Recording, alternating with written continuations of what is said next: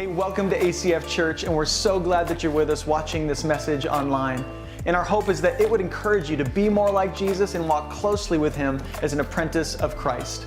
And our hope is to give away all of these resources for free as much as possible. It takes a lot of time and energy and people to make that happen. And if you'd like to support the mission of God financially for ACF Church, you can go to acfak.org and you can give there. Now enjoy the Word of God proclaimed.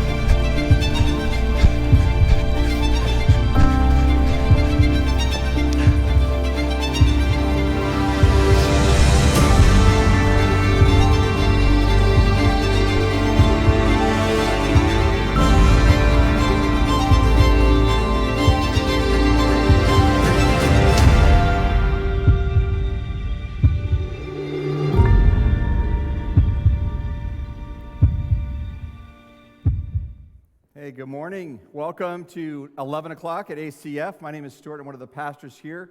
If you're joining us in person, we're so glad you're here. If you're joining us online, also glad you're here. Thank you for taking time to be with us this morning.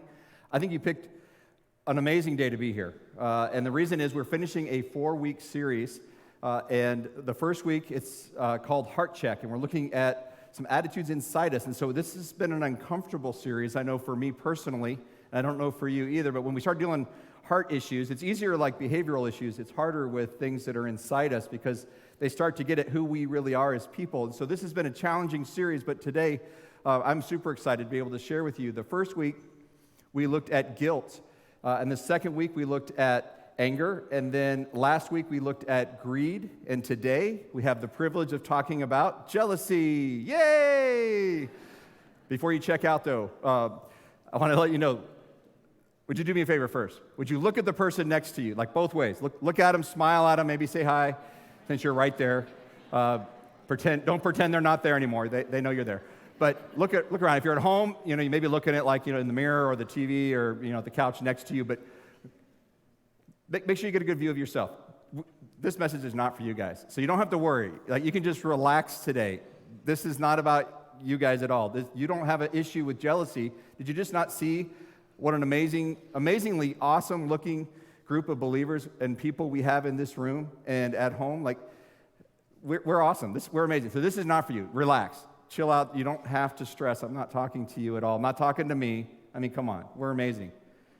But I'm encouraging you to take some notes only because you know people that you want to tell about jealousy, right? You know they're struggling, so do pay attention to them. But Really, this series has followed the outline of a book by Andy Stanley called Enemies of the Heart. And I don't recommend a lot of books, but I do recommend this book. If you have not, many of you have picked it up, but if you haven't, go on Amazon, get it coming towards you.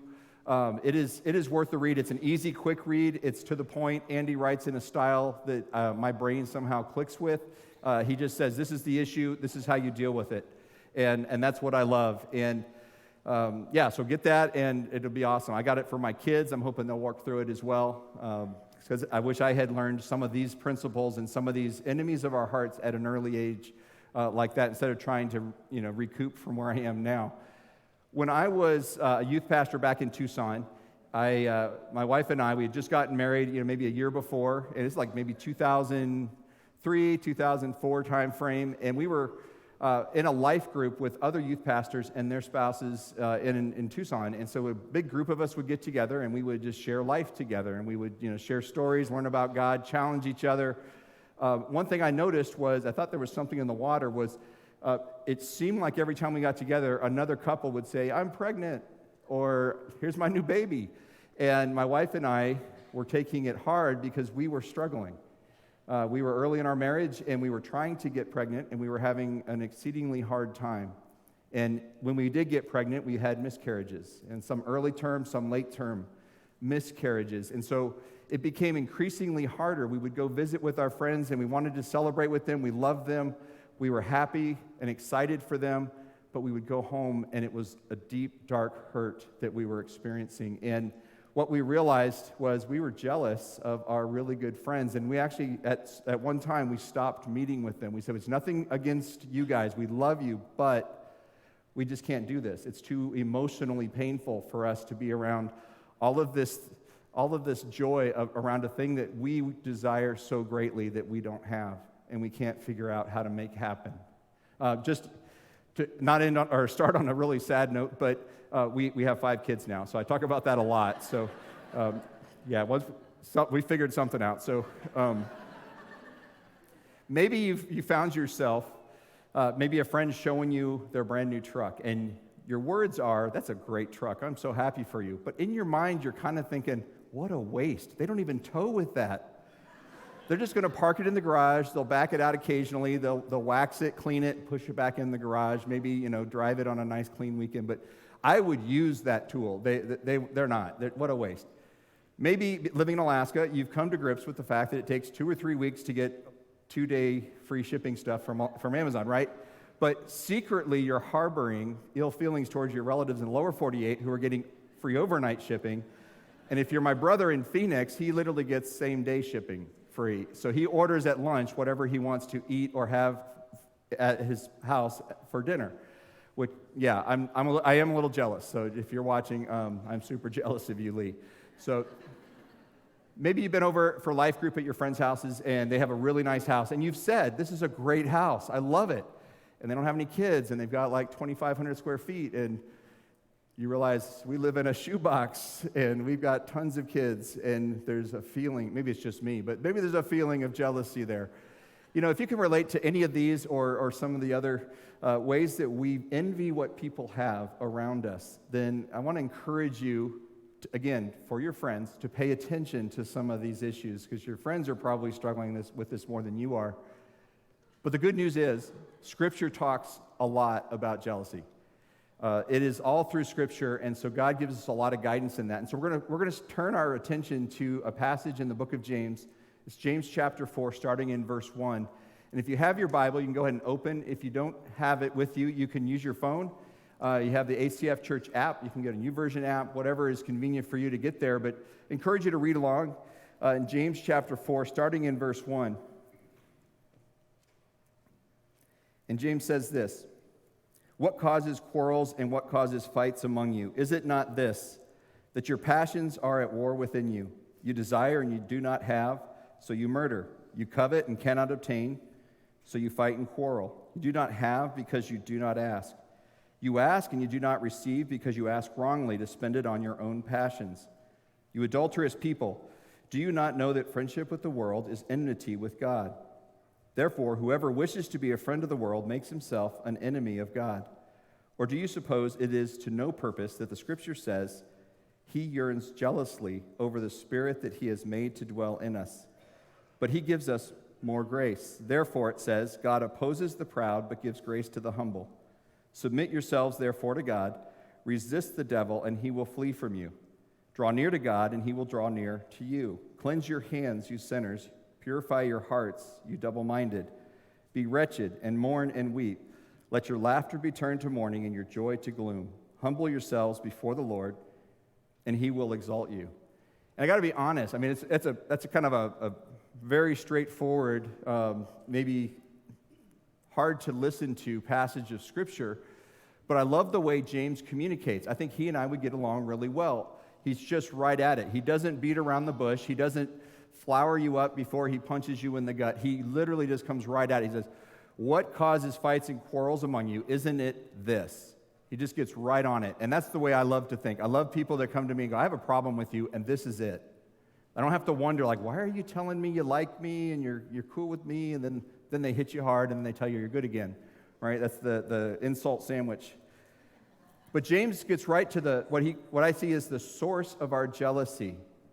He gets right at it. And he tells us what that source is. And it's really that our own passions are warring within us, that we want stuff that other people have and we can't get it. And so we get frustrated, not with the fact that we don't have it, but we get frustrated that somebody else does. And it can be anything. It can be money for sure, right? Money's got to be on that list. My wife and I always joke that somewhere we have lost our large bag of money, and if you find it, return it to us, please. We would love to take care of it for you. But it can also be so much more. Maybe it's a closer relationship that your friends have with each other that you long for. It seems like all your friends just have this close relationship, and yet you and your spouse are struggling. Maybe it's a position at work. Maybe it's they're more talented. Maybe it's you want a different shaped body than you have, and all your friends seem to have a different shaped body. My 5-year-old, my youngest, one of the things she loves to do when I come home and I sit on the couch is come up to me and start punching me in the stomach. And she's 5, so usually I can handle it, right? So not always, but most of the time I'm ready. But she'll be punching, and it's kind of fun up until she says, almost every time, "Daddy, your belly is squishy." And I don't care who you are, if you're a man, I don't care how old you are, how good a shape you think you are, when a 5-year-old says that, it cuts to your soul. And you're jealous, and you wonder, I wonder, does Pastor Josh sit on the couch and his kids punch him in the stomach and they say you have a squishy belly? Like, I want to know. So this is your homework assignment. If you see Pastor Josh, punch him in the stomach and let me know. Maybe you wanted more involved parents as a kid. Maybe your parents were pretty distant and you were like a latchkey kid and you just felt like, man, if I had parents like that, I could have been so much more advantaged in life, but I didn't, and I want it. And I know for a fact, because I have kids, that if I had your kids, I would be a really good parent. We could trade. We could work out a system that will help that, right? Maybe I want my friends' clean house, or at least their skill set of cleaning the house with a fine-tooth comb and making it amazing. Maybe I've got moose envy. I'm coveting my neighbor's moose, right? In Alaska, that can be a real thing, and I don't know if you're aware, but if you go back to, we're not going to go there, but Exodus 20:17, it's, where it says thou, and it's got to be in King James English because it's way more authoritative, right? Thou shalt not cover thy neighbor's house. In Hebrew, I guarantee it's in there. You can challenge me on it, but it's there. Nor shalt thou covet thy neighbor's moose. So we look around and we see things that we don't have, and we want them. We desire them. And there's a difference between wanting something. I can want my neighbor's side-by-side. Well, I can want a side-by-side. But now when it gets personal and it turns to them, my neighbor doesn't deserve it. I want theirs. How come they got it and I didn't? Now it's personal. And now we've crossed a line somewhere. And we're going to kind of explore that here as we go forward, right? But jealousy, like the other enemies of the heart, it's one of the, we like to hide them. No one likes to admit we've got flaws, right? And we don't. We already went over this, but we don't want to admit it. And with some of the other ones, we can kind of internally struggle with, I can get angry, I get that, I can be a little greedy, okay, feel a little bit of guilt, I got to deal with that. But to be honest with you, jealousy makes us sound petty when we express it, even internally. It makes us sound like maybe school children who didn't get what they wanted and now they're attacking the other kid. And it just doesn't feel right with us. And so even internally, we are really good with jealousy of shoving it down and pretending it's not there, or just ignoring it long enough to where we don't feel it anymore.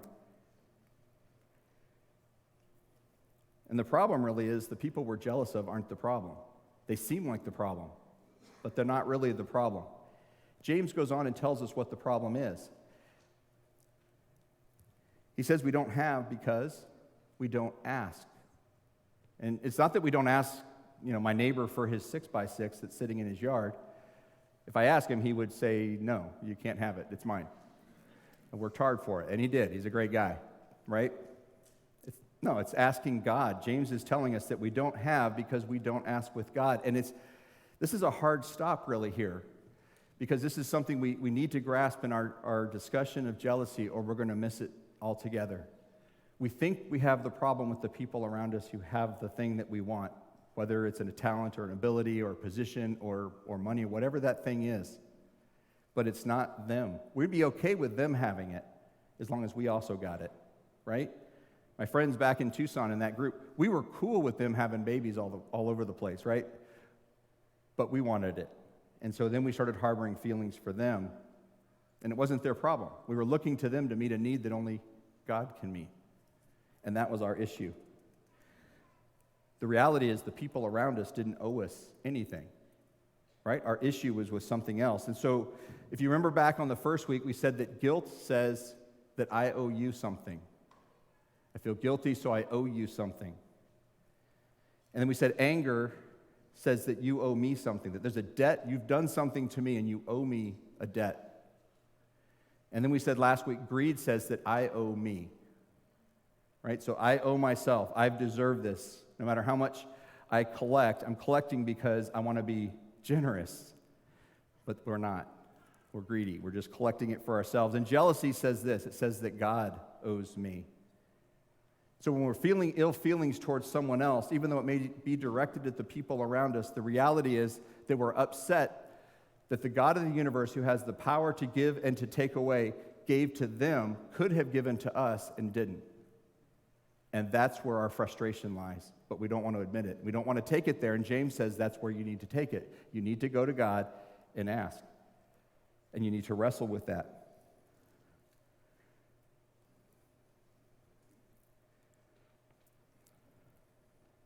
If I didn't get a promotion, the reality is that God could have given it to me. Didn't have to give it to my coworker. He could have given it to me, but he didn't. So I need to take that to God. If I'm not as attractive as my siblings, is that their fault? No. Who made that choice? God. I need to take it to God. He alone has that power, right? If I can't seem to get ahead, all my friends are just living it up, and I'm just living barely scraping by, is it their fault, or is it something I need to interact with God? If all my friends are having babies, is it their fault? No, I need to interact with God. And so he says, when we do ask, why don't we get? And he says, because you ask with wrong motivations. You're asking with the perspective of yourself, not with a godly perspective. God's got more going on in the universe than just me. But I am the star of my own play, so everything has to revolve around me all the time. And so my motives when I go to God are for me. And they may be good things you're asking for. I ask for, I think, good things. But yeah, my garage would look really different. I think I would have self-destructed about 18 if I had gotten everything that I ever asked for from God. There'd be a Lamborghini Countach sitting in my garage rotting right now if I survived the speed. And I know this for a fact. I have 5 kids, the youngest 5, the oldest 15. And 24/7, anytime, day or night, if you ask them, do you want ice cream or candy, there's a 110% chance that they will say, yes, I want ice cream or candy. And tonight, when we're putting them to bed and they're coming out for their 3rd drink of the night before they go to bed, some of you parents know what I'm talking about.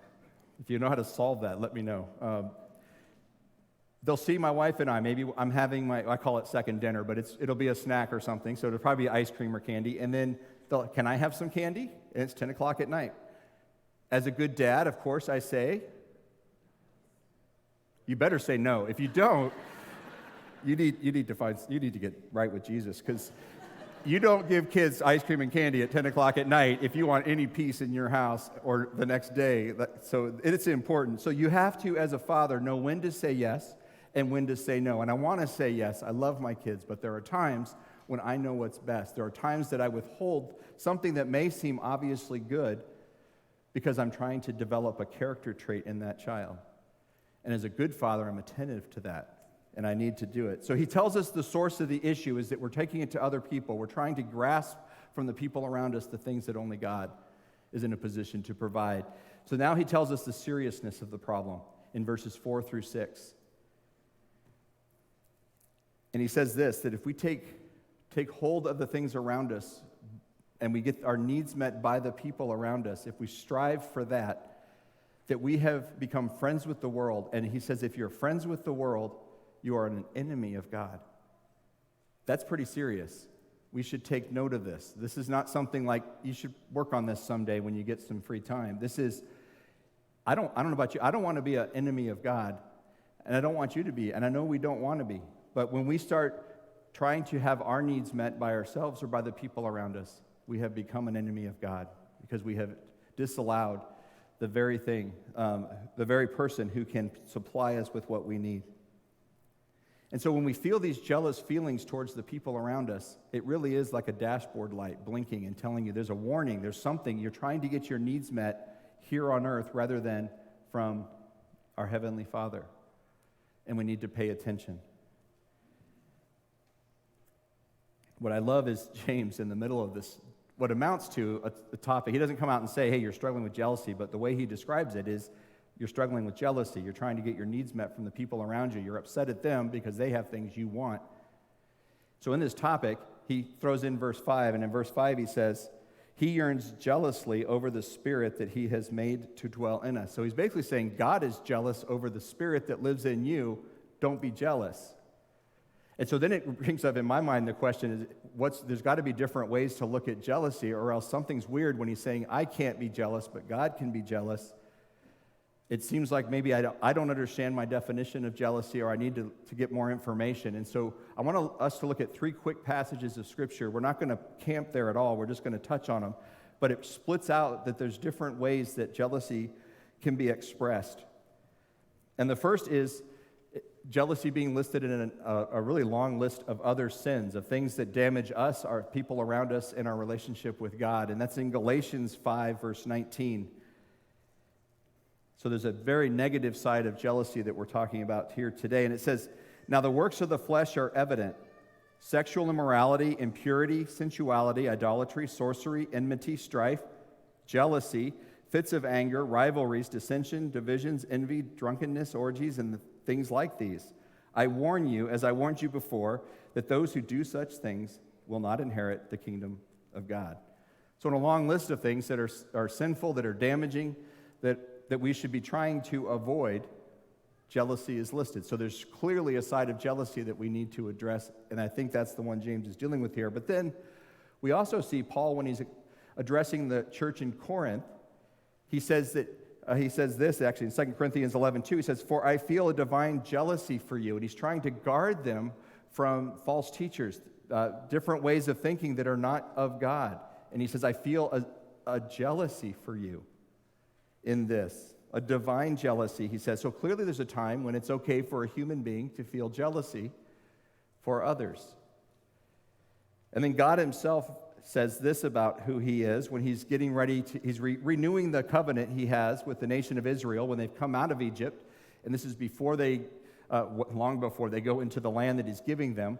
But he's renewing this covenant and saying this is what needs to happen. And he says this in Exodus 34:13. You shall tear down their altars and break their pillars and cut down their Asherim, for you shall worship no other God. For the Lord, whose name is jealous, is a jealous God. And so not only do we see God saying, well, occasionally I express jealousy, but my name is jealous, and I am a jealous God. And I think a lot of us like to view jealousy with God like this. It's like, I am the Lord God, all-loving, merciful. I am full of, righteousness, and I'm a little jealous. And we just pretend like it's this, like Achilles heel of God, a flaw that somehow works itself out. But the reality is, when God says, my name is jealous, he's saying it's a divine attribute, that it's something that is holy and describes him accurately, not something to be hidden or talked about in the dark recesses of our society.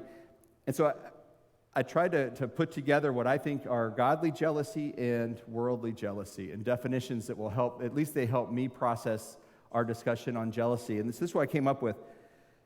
Godly jealousy is zeal or passion to defend what belongs exclusively to God. Worldly jealousy is believing we deserve something that God hasn't given us. So godly jealousy, what does God deserve? He deserves our whole devotion, complete worship. So when he is literally in the midst of the nation of Israel as a pillar of fire and a cloud, he says, I am jealous because I am here among them. So I will fight vehemently to protect, to defend, to love, to care for, to nurture, and to father and develop.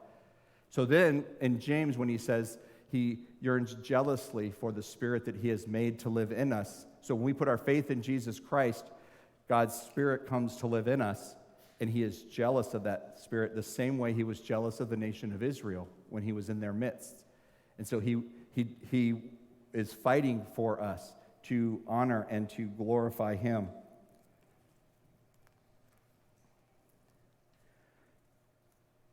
When I was in middle school, I rode the bus for 40 minutes to get to school. My parents lived kind of out there, and I remember one of my friends, her name was Christy, and her older brother was named Carl, and he was 2 years older than Christy, and he was a bigger dude, and I was a skinny little runt.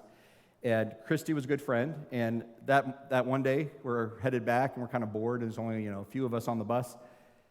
Carl started just like making fun of Christy, and it was, she was laughing, he was laughing, and I was laughing, and I just thought, this is the perfect time to make fun of Christy. So I make fun of Christy, and like a freight train, Carl gets out of his seat and is in my face, and he says, I don't know if he put his finger in my face, but it seemed like it. At least there was the air of his finger in my face. No one insults my sister except me. And I knew at that moment that it was not okay to insult Christy, ever.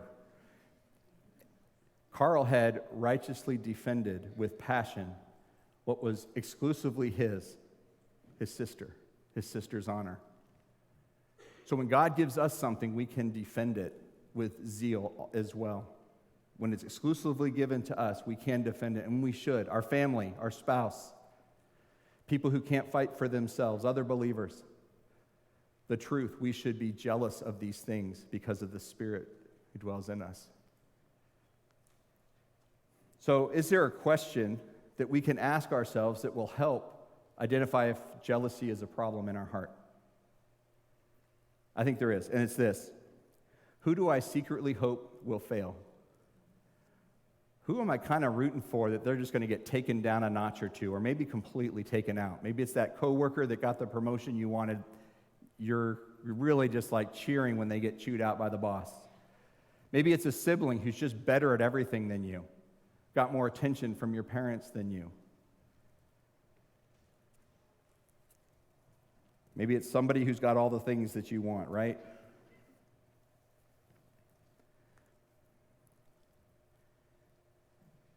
So James has given us the source of our jealousy. It's our own passions. We're trying to get our needs met from the people around us.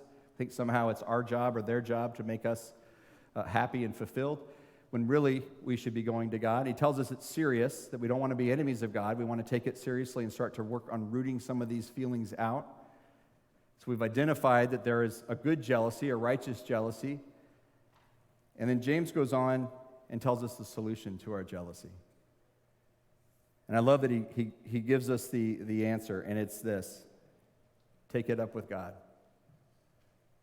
And that's not maybe the answer you're looking for, because I think we want the 3 steps to how to get what I want. And that would be a lot, maybe, I don't know if that'd be easier, but that would make me feel better as I walk out of here today. But the reality is we have to take it up with God, because ultimately that's where it lies. Ultimately, that's where it's going to come from. So we have to admit this truth, and it's really a 3-part truth that I want us to understand today, and it's this: no one owes me anything. What I have comes from God, and if I don't have it, I need to take it up with God. Again, that's not what we want to hear, but that's the truth. We want to tell you the truth, and I think James is telling us the truth here. So if I'm not as smart as someone else, it's not their fault. I need to take it up with God. My next door neighbor brings home 2 6x6s like he did last year. It's not his fault that I'm jealous of his stuff. I need to take it up with God.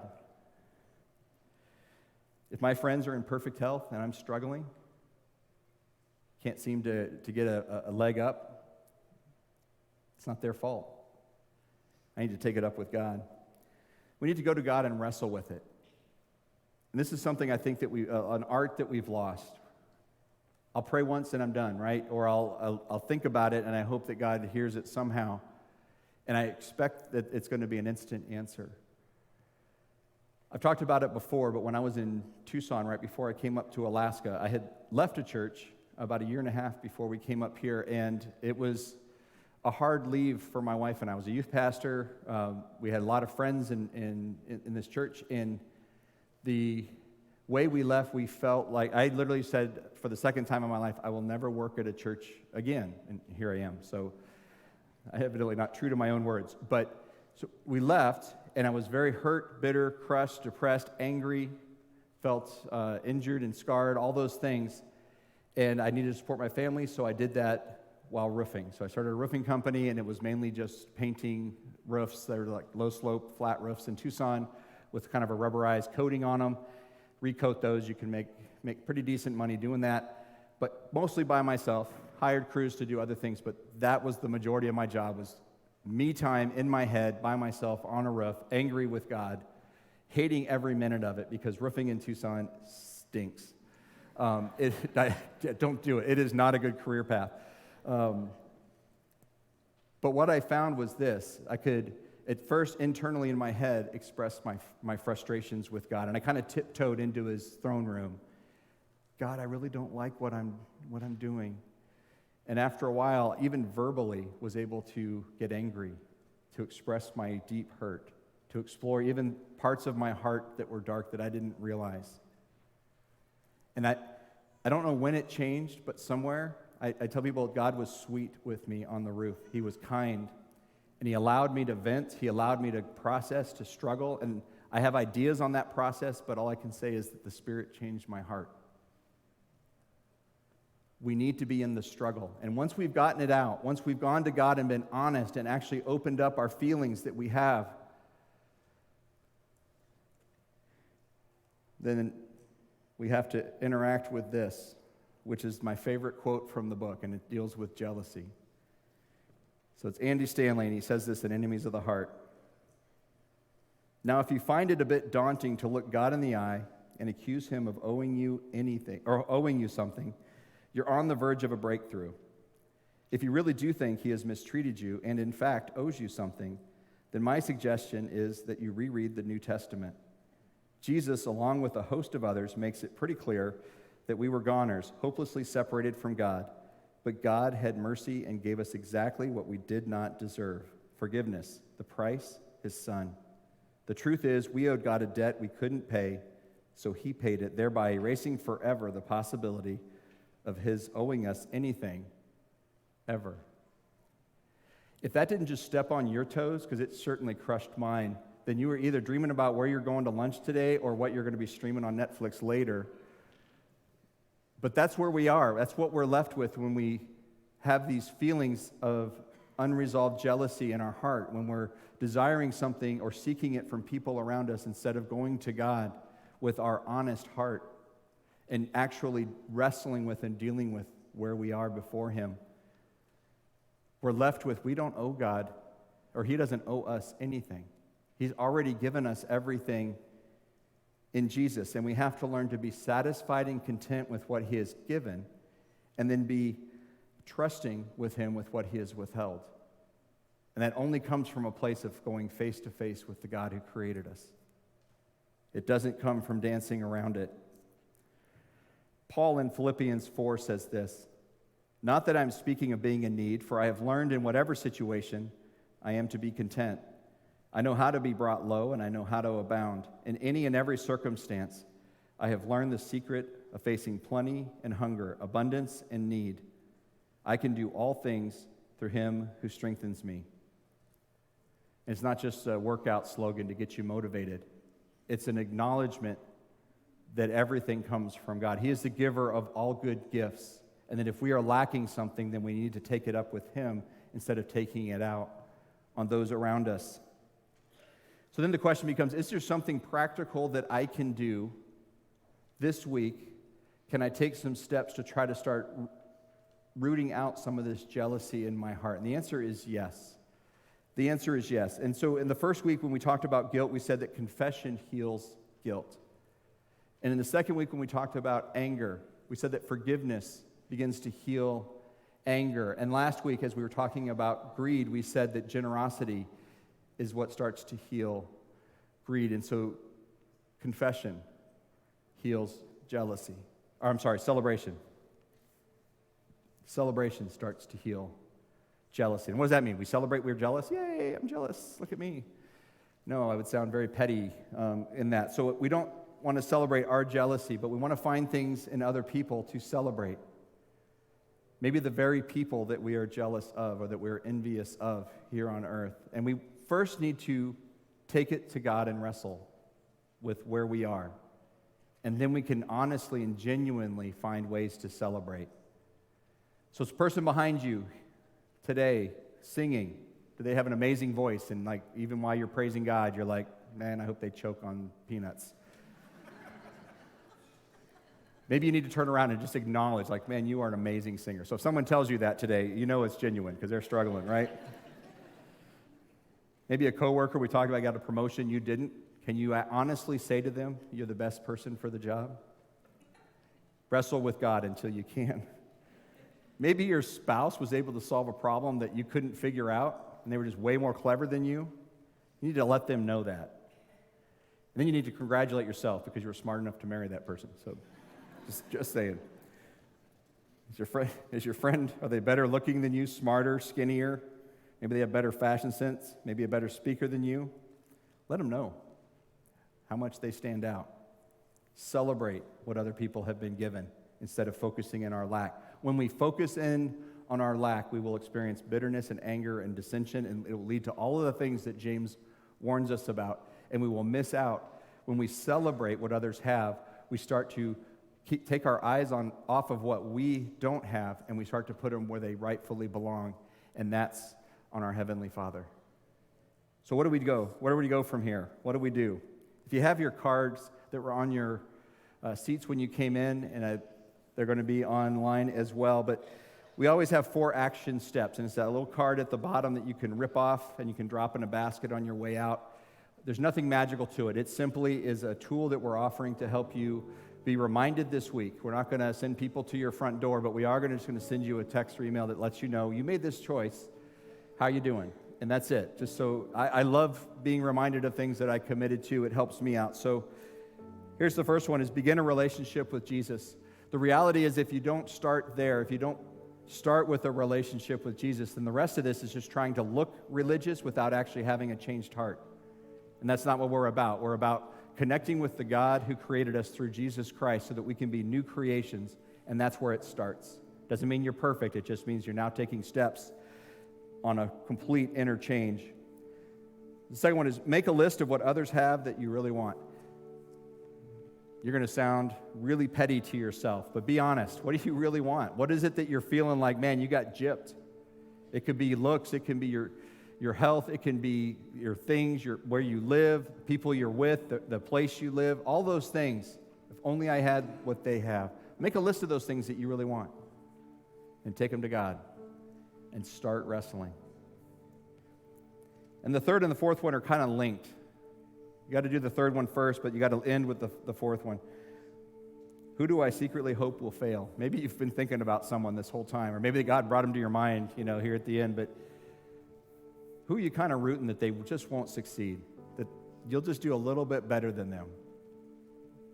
Or maybe they'll crash and burn altogether. This could be political. I don't want to get too into that, but think about that one for a second. And then the second one is, how could I genuinely celebrate what God has given to them? Am I to that point? And if I'm not, then I've got some more work to do, some more heart work to do before God. And there's no shortcut in that process. There's not an overnight solution to it. There is a simply going to God and trusting Him in it. So would you pray with me as we close our time together here? Dear Heavenly Father, I want to say thank you so much. Lord, thank you for loving us. Lord, I thank you that you care about the condition of our hearts. Lord, I thank you for the words that you have spoken through James, that you have revealed that the source of our problems really begins when we look to anything or anyone to supply our needs or our wants or our desires other than you. Lord, that it's a serious problem in our heart, and the solution is that we need to connect with you. And we need to be honest with you. We need to come clean. Instead of pretending like this isn't something that I'm wrestling with, I need to come and bring it to you, Lord. And I believe at that moment, Lord, your Spirit who dwells in us will start to change us. Lord, I thank you that you don't give up on us. I thank you that you care enough about us to put us through hard times and good times. That you are more concerned with our heart and our character than you are with a temporary enjoyment. So, Lord, I thank you that you are a good, good Father. I love you, Lord. And I pray that you would let us go and reflect your glory this week. In Jesus' name I pray. Amen. Thank you, guys. Thanks for watching this message from ACF Church. We hope it's encouraged you and challenged you to be more like Jesus and to walk with Him in a closer and more profound way. If you'd like to give to the mission of ACF Church, you can do so at the link on the screen or at acfak.org. We love you, and we'll see you next week.